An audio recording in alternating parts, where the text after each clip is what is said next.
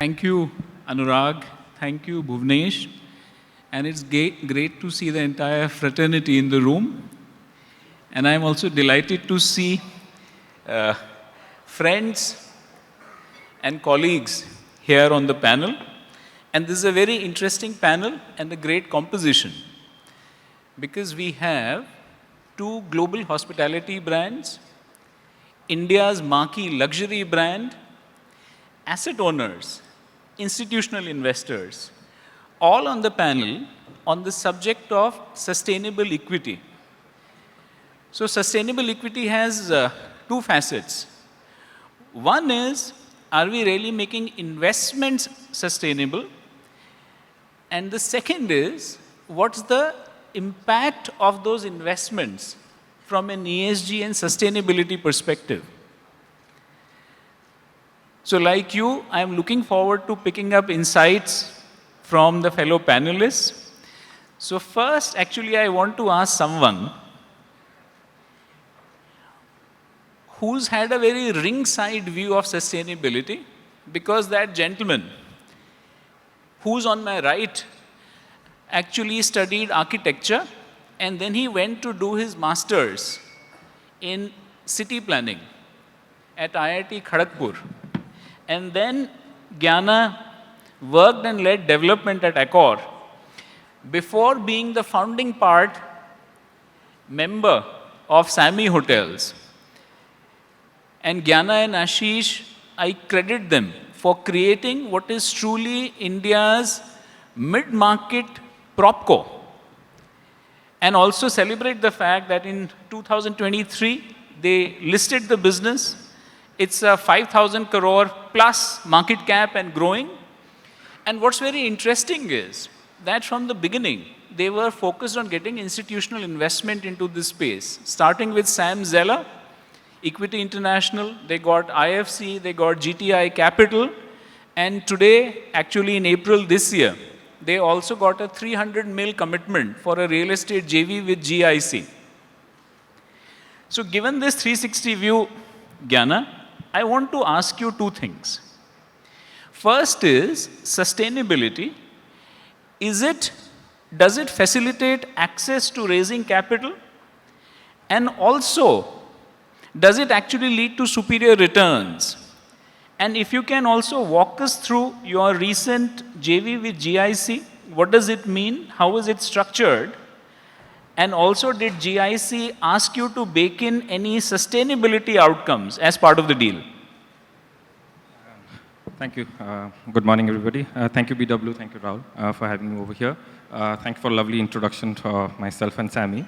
There are, I think, 2-3 questions that you asked. A is that whether sustainability has a equity attractability or not, a return, and then how GIC partnership in particular of that.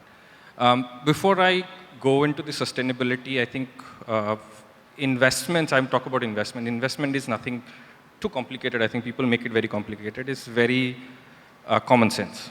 If you have common sense, then you can do investments. And I remember Ashish and myself we always say that if you can add 1 + 1 = 2, and you have common sense, then you can do investments. It's nothing fancy. People make it very fancy, but it's nothing fancy about it. You stick to your fundamentals, you can do it.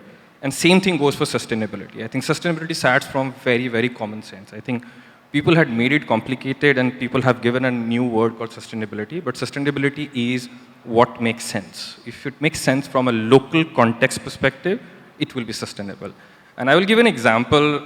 I think we are pushing for it onto it. I think a lot of people, as more institutional capital and more aware capital coming onto it, and India is creating capability. I'll take an example of international brands or global brands onto it, asking certain products, designers, certain standards. Yes, about a decade and a half or 2 decades back, India didn't have the capability to do it. But I think today, if anybody says that India doesn't have a capability to provide certain quality expected or standards expected locally, then I will challenge that. And that's exactly what is called sustainability starts from. So the moment you do something which is common sense, local, it is capital efficient, yet stands for global standards, that's where the sustainability comes in. And there are other parameters, footprint, your efficiency. I think it's a very, very standard about your energy, alternate, everything. This is very common. I don't think so it's uncommon now. So using common sense becomes sustainability. Moment you use that common sense, the sustainability tag comes into it. And yes, sustainability is extremely critical for attracting institutional capital. That's my answer about it. Equity, whether it attracts equity.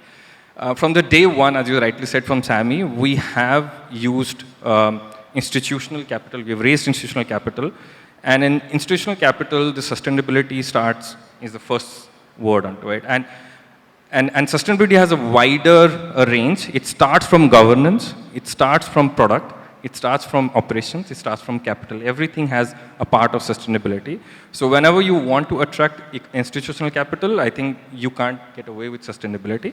Again, that is common sense. So the moment you put everything together, you will be able to get that onto it. So yes, we have attracted people like IFC, Goldman Sachs, Equity International, and as recently as GIC.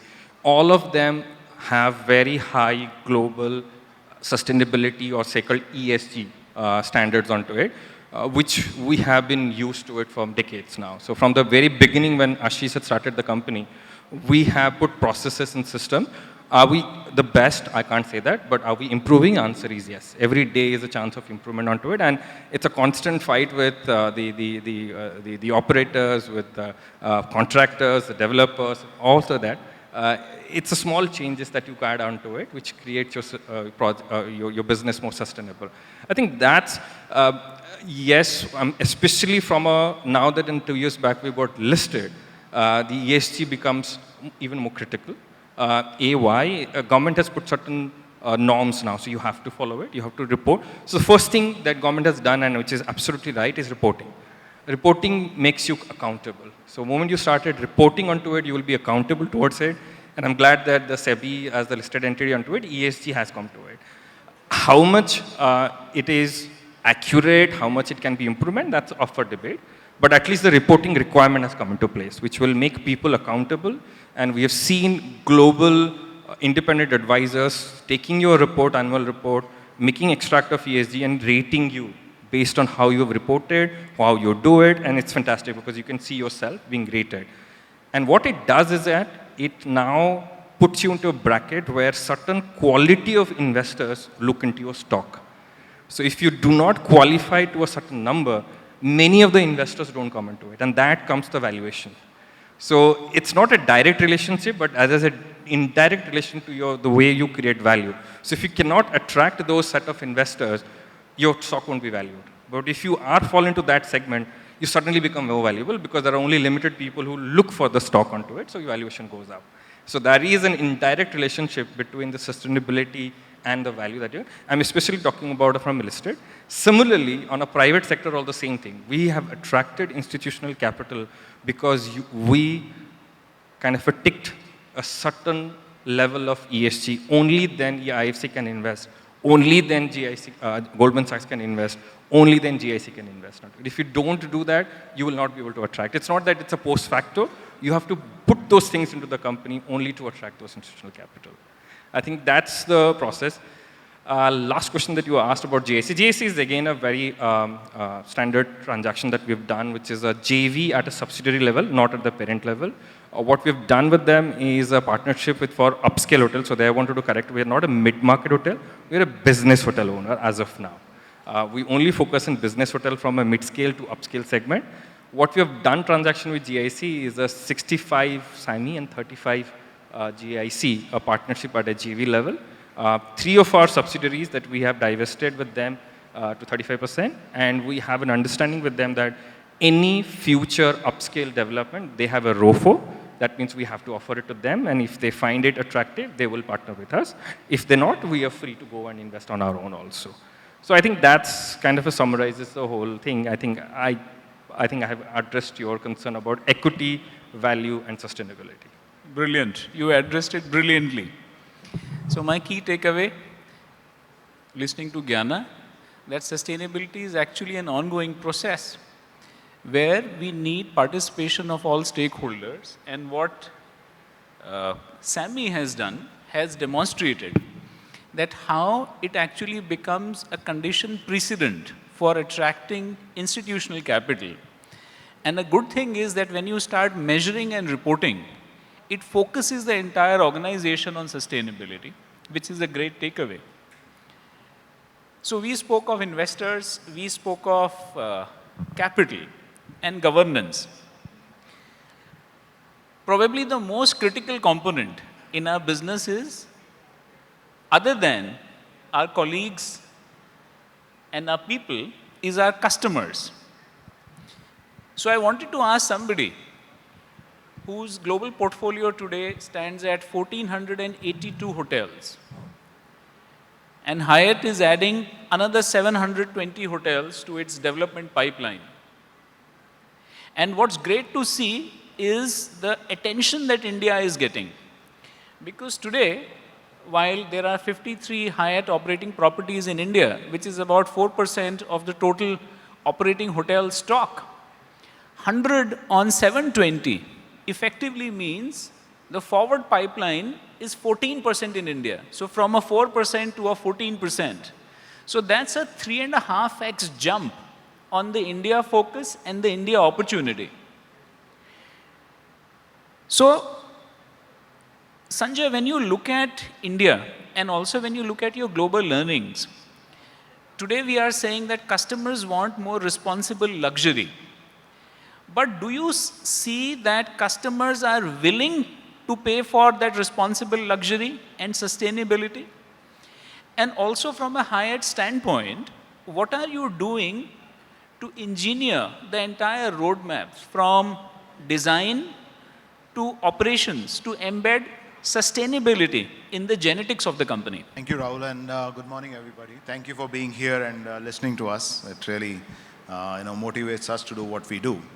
Thank you for the question. So first part of it about customers, consumers, like our stakeholders, it's very important of what's going on. Sustainability is not something which is a term which is good to have. It's actually a mindset now. And specifically in this young population, we are the youngest population now, and specifically in the youngest population, it's now a mindset. And it's a mindset which is non-negotiable. It's not us now thinking, it's actually the customers and the consumers forcing us. If anybody is not thinking, we are thinking, but if somebody is not, they're actually demanding that. You can gauge it from a perspective that earlier when we started our careers, there used to be brochures of hotels, where we used to go through brochures. There are no more. Everything is digital. You go into a hotel lobby and you will see that everybody is on the phone booking or looking at facilities. There are so many companies which have been formed to see how they can provide these solutions, not through paper, but through digital. And people are making unicorns out of that, right? So it's a mindset which is non-negotiable. It's something which has come through awareness. And also awareness of what's happening in the future. And what is the responsibility of the current generation for the future generation. They are thinking that if we are going to use the resources which the Mother Earth and the universe has given us, if we are going to be depleting those for our wants and needs, what are they leaving behind for the generations to come? It is seeped from there as well. So that's a very, very important factor, that it's not something which is good to have. It's actually a mindset which is leading it to being non-negotiable when we plan. Second part of the question, when he spoke about design, I think before design comes conceptualization. You look at the location, and you see, are you going to be taking away from the environment by doing that, or are you going to be giving back to the environment and community by building a hotel there? Then comes, how do you design that hotel? Now, looking at what is around, you design a hotel in such a way that you give back to the environment. For example, we have a brand Alila, right? It actually looks at what's around, what is in the community, what is in the environment, and how can we use that to build the hotel. So if you look at all our new Alilas which are coming up, they are based on this principle that how do we look at everything which is going to go into the hotel from a perspective of availability around it. And how do we help the communities to get products and everything else which is required into the hotel. And that helps the community as well. So it's from a conceptualization to design to product to operation and then to execution. So you need to look at the entire journey, and you can't look at it from a component perspective. You have to look at each component and then bring it together. So I think that's something which we do. We do it from our world of care, where we look at what responsible luxury is. How do we track it? How do we give those goals to our teams? And how do we see that we give the environment back in what we are doing? So pretty seeped into it. Thanks. Thank you, Sunjae. So what I picked up from Sunjae is that sustainability is actually a mindset. And something very important you said, that instead of us, wearing the sustainability credential, it's actually the consumer, also interestingly the youth, which is pushing us to develop sustainable products. So very important takeaway. Thank you. Now I want to go to somebody who I lovingly refer to as the quintessential luxury man. So this gentleman, his genetics and roots actually lie in fine jewelry and diamonds. And Atul has created a very well-known and highly admired global bespoke and high luxury gems and jewelry brand. And what's also interesting is that he has diversified into hospitality. So there is somebody who rides two different businesses and who has brilliant insights doing these businesses. Atul is also now doing the Waldorf Astoria in Jaipur. He is also now creating the Raffles in Goa, amongst other projects. And Atul, what I really want to ask you, we've heard how the ESG framework is important from a stakeholder perspective. Sunjae spoke of how sustainability as a mindset is coming in. But you ride two geographies. You ride India and you ride US. Half the time one has to figure out, are you sleeping, to call you or not to call you. And you ride something which is actually very discretionary. Somebody buying a $50,000 piece of bespoke jewelry, and on the other side you're also selling $500 rooms. So in your world, what is your insight about customers? How do you relate to that? What is that insight that you think is really at the core of making a business sustainable? Thank you, Rahul, for inviting me on this panel, and thank you to the event organizers for allowing me to share my perspective. So, as you know, I come from two diverse and very different businesses. In jewelry, an average transaction can be $50,000 and above. And in hotels, it could be as small as a $10 room upsell, right? Although you might think they're two very opposite businesses, but I find, and I've learned, that I think they are very connected, because I feel the emotional connect is equal in both of those industries. So when a customer is buying a jewelry product, what are they buying? They're buying a story, they're buying a memory, they're buying something that they associate with, and that piece becomes meaningful for them and sustainable for the future generations. Similarly in hotels, right? A guest is choosing your hotel not because of its location or amenities. Is choosing your hotel because of the staff, the service they get, because of their memories that they have, and because of the brand promise. And I feel when a family decides to do a wedding at one of my hotels or one of their, landmark events, I think that the emotion is similar to buying a diamond. They come to me and they feel the connect. They want to feel the connect with the team, with the ownership, with the brand, and they want to feel the trust. So I think the trust and the connection it's very similar when I'm dealing with those consumers. So I find while we discuss about sustainability for me, it's not just about green buildings or number metrics. I think the real foundation for my hotels is emotional sustainability. Because if I give it to my customers and they're spending, their important events and celebrations and celebrating and completely putting their trust and faith in the GMs and the hotel, I think the emotion is similar to buying an important piece of necklace or a ring, because they are emotionally very connected and they want to feel they'll be taken care of. So that trust, that connection, I think is very important for those customers.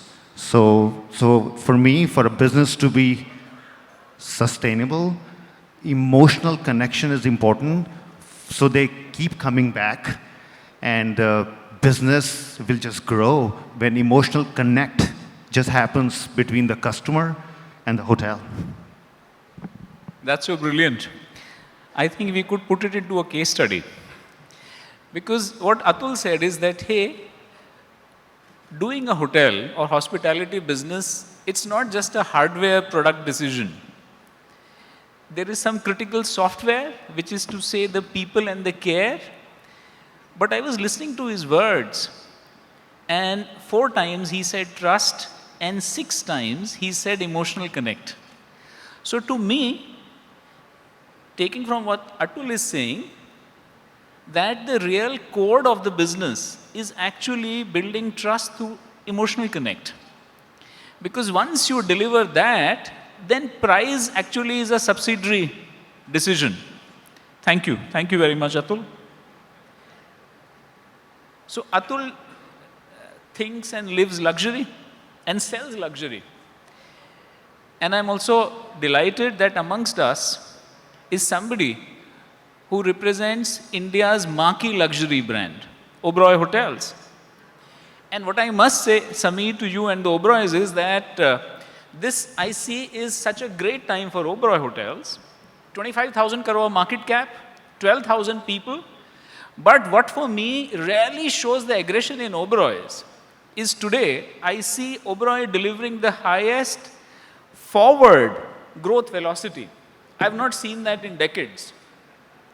So trading stock of 5,000 keys and pipeline stock of 1,700 keys. So 34% forward development velocity, which I think is the most aggressive of Oberoi's ever. So if that's happening today, Samir, because you are responsible for strategy, investments and development, how are you thinking of a roadmap of sustainability for sustainable returns across cycles as you really, double down on growth? Thank you, Rahul. Thanks for the complimenting on the growth path, because even we haven't seen such a high growth in our company in the past, so it's a welcome change. Your question about 2 parts, about how do we make our returns sustainable, and generally the role of sustainability in an organization. So I'll address both of those separately. See, on the return being sustainable and where we invest, and we are slightly away from the market trend. We are going to be focusing much more on owned assets, given the way we like to position our brand, where we'd like to invest, the kind of growth we look at. And we are going to be focusing on luxury, and primarily, I would say, entry luxury segment. So that doesn't change. We are not getting into other segments. There is tremendous growth, there's huge opportunity notwithstanding, but clearly it's about the DNA of the organization, and that's very well understood in the current leadership. So really the focus is on just doubling down and putting your best know-how, your experience out there. We've always stood for luxury, we've always stood for quality. I hope the guests, the customers, the partners recognize that. And that's something we just, true to the core. We are playing to our core, we're playing to our strength, And that's where we've chosen to play. So in that way, we feel quite confident that the areas, the new markets, the new hotels that we develop, the new partners, and the management contracts we do are all learning from our past and from our experience and what the brand is about. So whether we are expanding in Goa with new signings, or whether we are going into the tea and coffee plantations, or in the wildlife estates, or in the hills, that's all leaning back to what we've learned so far and kind of build on that. India is a huge market. We are doubling down on investing in India. We are very clear about that. We are, opportunistically going to look at investment opportunities overseas. We acquired something in London last year. We are open to a handful here and there, but really it's about focusing on what we know the best. So that way we feel we can get the sustainability out of it, something, we've enjoyed high EBITDA margins in our brands and in our portfolio. We're a listed company, so it's all published out there on our, we are close to about a 38% firm, chain-wide EBITDA margin, so we are proud of that. Going forward, in terms of the question about how does sustainability come into design, operations, practices, clearly there's a lot of emphasis on that within the organization. As we speak about every new project now on for the last 2 years is off the grid. It's all on renewable energy. 30% of our electricity consumption is going to be on renewable energy in the next 1 year, 1.5 years. We've committed to a 2050 net zero goal in line with what the country has committed.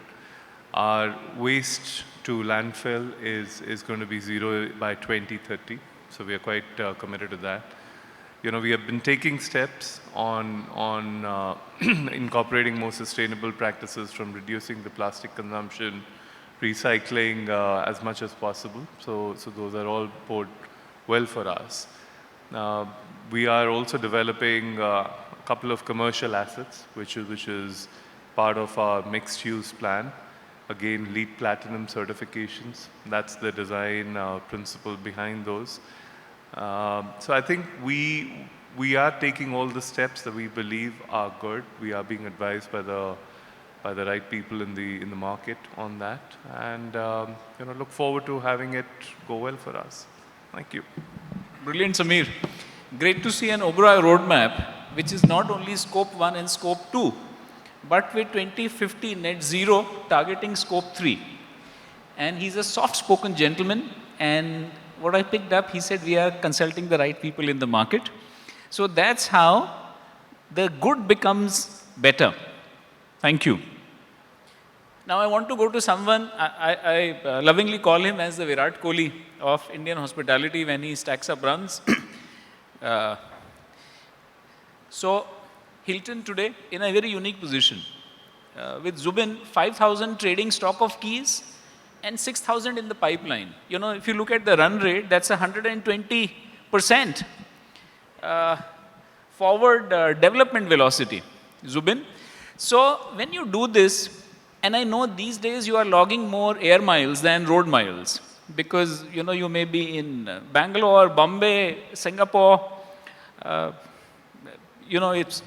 know the family is sacrificing. They get to see you probably only on the weekends.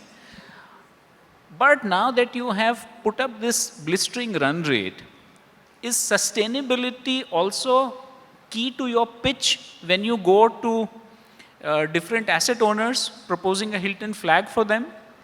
And how do you use it to differentiate it from the other brands and competitors who may be there in the market? I don't think sustainability has to be a pitch at all to start off with. It is, if you look at how the world is evolving, it is how the demographics are evolving. We are moving from a world of excess into a world of intentionality. Everything has to be intentional. So it does not have to be part of the pitch. And as listening to my other learned colleagues on this panel, Gyana mentioned about sustainability impacting the capital environment. My understanding is sustainability-driven projects typically end up attracting anywhere from 5 to 10% cheaper cost of capital. That was one aspect of it.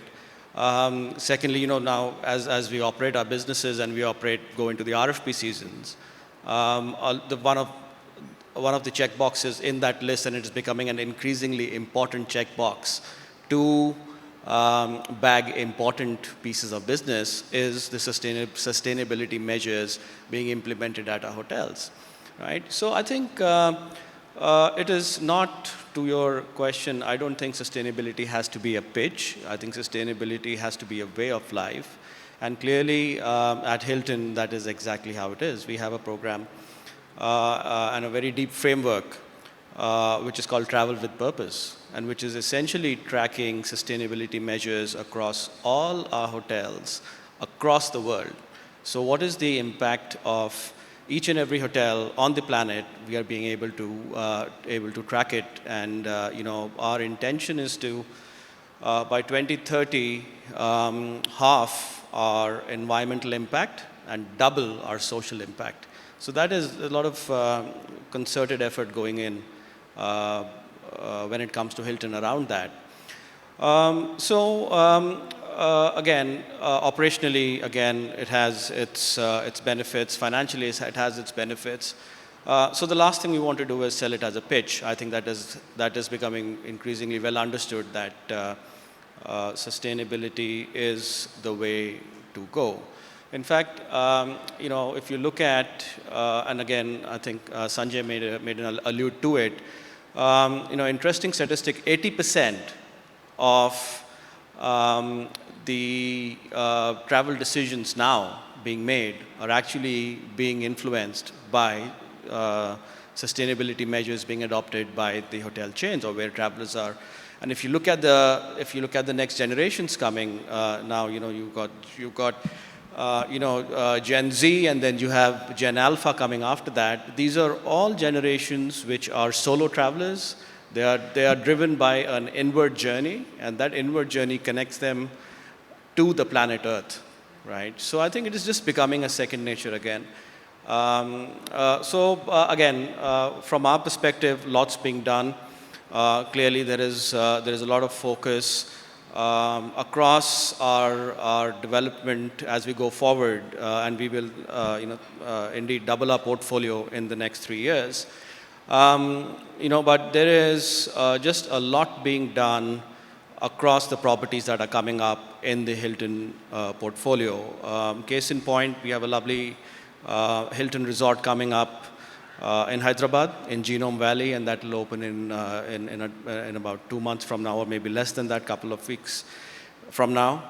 That hotel is built around circular development initiatives, meaning if you look at everything that's gone into that hotel, has, from a construction point of view, is actually locally sourced. And Senthil is sitting here. He's the man who's running that development for us. But he was telling me about the Kadapa stone, which has been locally sourced and has been put all across the property. I can tell you it looks beautiful, right? So more and more local architecture is becoming relevant. I think it should always have been relevant, right? In a country like India and South Asia, where you have extreme heat and the sun angles can be very very sharp at times. There was a reason why if you look at our palaces, and there were some lovely pictures floating in the background, those palaces had central courtyards. And I know the Oberois have beautiful hotels, and actually a lot of them have that kind of architecture. But there is actually a science behind all this, and it comes from sustainability. So for us, as we go ahead, sustainability is going to is already very important. We'll continue to take that road. In our hotels in Goa, we are doing hydroponic farming, for instance. You go to the Conrad in Pune, we are doing waste management of food, and that's being converted into fertilizers, right? And so on and so forth. So these kind of initiatives will continue. So to your point, Mr. Pandit, I don't think we have to compete with each other as brands, saying that my sustainability pitch is better than yours. I think we all are ultimately have to be responsible for a better planet for the future generations. So clearly we are not pitching or competing in that sense. And we know there's a lot of responsible competitors that we have, and all of us think fairly alike. Thank you for that. 4 minutes left. So yeah, thank you. That's my response to that. Thank you, Zubin. That's a very progressive statement and a good worldview. To say while we'll keep on competing in the market for business, but for sustainability, we have to co-opt each other's thinkings and also resources to actually make a better planet. That's brilliant. I wanted to ask Nathan, you have seen multiple asset classes. You know, you led Lavasa as its CEO, and now you lead the business for DS. So when you see sustainability, how does it impact your decision making for hospitality versus other businesses? So thanks, Rahul, and thanks for reminding me about Lavasa, actually, because that's actually quite relevant to what we're doing here. Because what I've been hearing all morning is ESG is actually much more than just sustainability, right? Environment, yes, is 40% of the overall weightage on statistic-wise basis, but there's also social, which Zubin alluded to, and then governance, right? So in DS, hospitality is a very small part of the overall group's business. And so ESG, which is just coming into hospitality, is actually being driven from the FMCG side of the business, where they've spent much more time and developed it much more strongly. And I think it's also much easier to apply in a manufacturing situation than it is in hospitality, which is much more micro, because ESG works in a macro setup rather than in a micro setup. But as a company, definitely we are looking at moving in that direction. Our corporate office is the highest scored LEED Platinum building in the world, and we're trying to also do all the projects we have right now as LEED Platinum and rewire, as it were, our existing assets where possible to make them also LEED Platinum. So we look at the environment sustainability part, but I think that's still a relatively easy one. The one that's difficult to look at is the social and governance, and I don't know if we have an answer. I'm putting it out there, basically, because that's much more nebulous, harder to deliver, harder to quantify.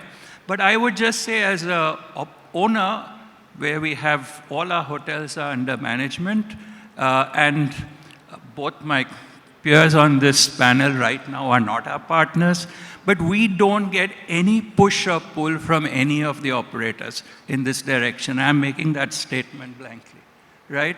Nobody asks for it. When they ask, when we're sitting through development, design, there's a lot of focus on getting your bathroom right and everything else, but nobody really talks about the environment or sustainability, and definitely not the larger picture. But we're trying our best and pushing back. I think the pushback's more from owners to operators, because operators are so focused on that customer score that they're not willing to take any steps that might be better for the environment, but they feel might affect their guest satisfaction scores. Thank you, Nathan. I've actually picked up a cue from what Nathan said. And what I want to ask Atul, you have a really diversified portfolio. You know, you work with kind of everybody. You know, you have Marriott properties, you have Hilton properties, you are doing the Fairmont, Raffles, you work with Accor, you work with Radisson, you work with Wyndham, you work with ITC. So, what are the key factors when you are thinking of a brand or a flag for one of your assets? And what role does sustainability play in that? And also, when you decide that, how much is the brand involved from, from the CapEx strategy to design to ops? And how much of your time and bandwidth does that consume? So, Rahul, we are fortunate enough to have relationships with many of the brands operating in the country, with Marriott's, Hilton's, and Accor, Radisson's, Wyndham's. And we are thankful for them putting their trust in us to build quality hotels, to provide great customer service. And we believe in the Indian story. We're going to continue to grow. But when our focus has been to build the right product for the right market, we look at what the guest needs. So when we decide on a brand, it's about the right positioning, the right asset we want to create, and long-term value creation. Sustainability is something we do internally, rainwater water harvesting, getting rid of the plastic bottles. Some of the initiatives that we take at the ownership level, which may not be part of the discussions with the brand, but we know the impact. First of all, it improves our P&L, right? The costing goes down, so there is a difference. And secondly, customers are looking for sustainable hotels. So when we see those initiatives, we feel customers will place their trust on us. So it's more of an ownership-driven exercise when we look at these sustainable buildings and creating all those recycling plants that we do within the buildings. And then brands appreciate it, but it's become a brand guidance now. So it's a collaborative effort, now. More than the brand, I think you mentioned that the brands have certain guidelines also. But I think let's give credit to the local bylaws also. I think India is progressive. I'm not saying to it. We should take inspiration from Singapore also. For example, I'll give you Singapore. Now they have a green area ratio. I think Ashish is being visionary. Even though this is not applicable, Ashish is now asking all our designers to adopt to that green area ratio. It's basically the effective total area on your building, whether it is vertical or horizontal, you add different scores to different trees and grass and plants and everything, and you get a score, and it's a GMPR score of 4. That means if you have 1 acre site, you have 4 acres of green space is required. So that's a requirement in Singapore.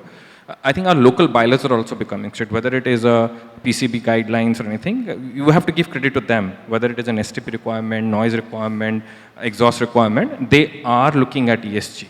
So it is by law that you have to adapt to certain regulations, irrespective of the operator or not. I will have to give a credit to the authorities also. India need to do a lot. We're still far behind than what we can do about it, but nonetheless, those ESG standards are implemented on you. Whether it is from governance, whether to having a female director on the board, your employee requirements, your physical requirements, your financial requirements, they are all part of your ESG, what rightly mentioned about is environment, social, and governance. So I think that is quite required onto that side. Great. Thank you.